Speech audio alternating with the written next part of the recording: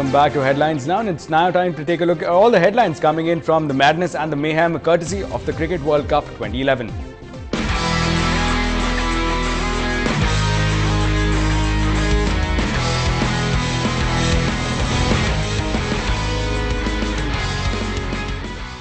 Today's big match featured the Pacific neighbours of Australia and New Zealand, and Australia wasted no time in setting about its target of 207 to beat New Zealand in the World Cup and their well-contested Chappell Hadley Trophy match, given home by 7 wickets with 16 overs to spare.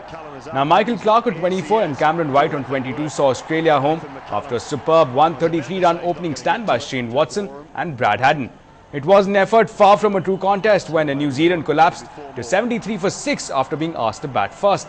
Now, while New Zealand struggled to deal with the accuracy of Brett Lee and the pace of Sean Tate, it was left-armer Mitchell Johnson who proved to be the most troublesome, claiming 4 wickets and the title for the man of the match. To move past this result pretty quickly, we've got Zimbabwe in about 7 or 8 days, so maybe a good break is a good thing for us, recover from this and get our heads around a must-win game. Yeah, it was a good game for us today. As we know, New Zealand are a very good one-day side, very competitive team, and for us to win as well as we have today is very satisfying for us. Meanwhile, the BCCI has begun the process to mend fences with Cricket Association of Bengal by giving them an international ODI in a T20 match later this year. But CAB President Jagmohan Dalmia, who has also been the former ICC President, still believes that it was a conspiracy that cost them Sunday's crucial tie between India and England. I don't know political, but if this is not the conspiracy, what else could be? And this I am saying not only just for the sake of saying. I have seen as a president of ICC, and I know that under similar circumstances what actions are taken, how the people come forward. I have got not one, I can give you 10 such incidents, and I know that how to deal with it. Whatever has happened, it has pained. I hope Mr. Pawar has got this much of the sense that they have taken away our match, how bad we are feeling. He must be every day in the morning and getting up. You must have seen, I have never asked that what about Bombay match. I could have just to tease. I could have said, come on, give me the Bombay match, you are still not ready.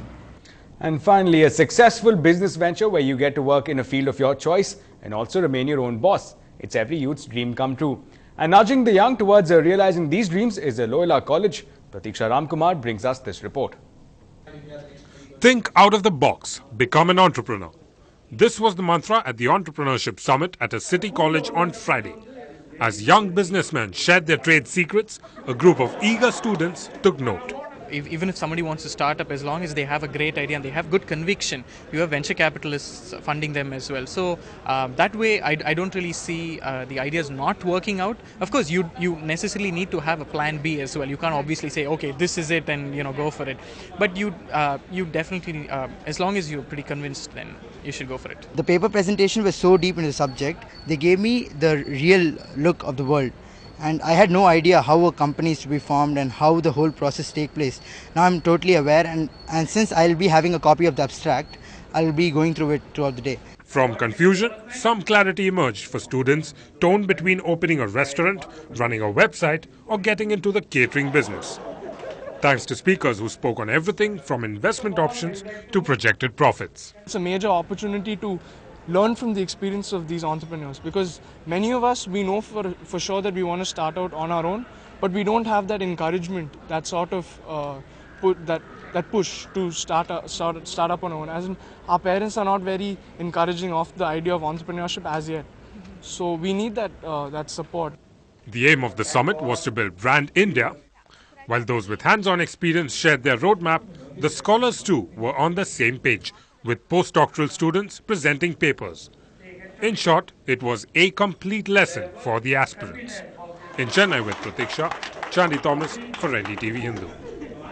Well, with that, it's a wrap. But next, we bring to you Ungal Saidi with my colleague Moses Robinson. Keep watching Ndtv-Hindu.